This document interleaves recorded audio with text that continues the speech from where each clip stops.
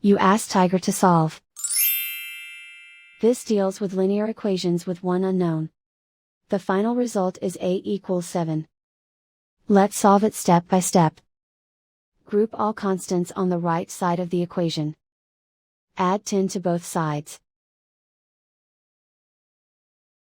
Group like terms. Simplify the arithmetic.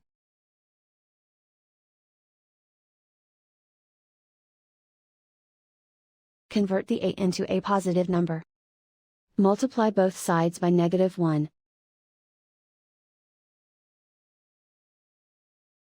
Remove the ones. Simplify the arithmetic.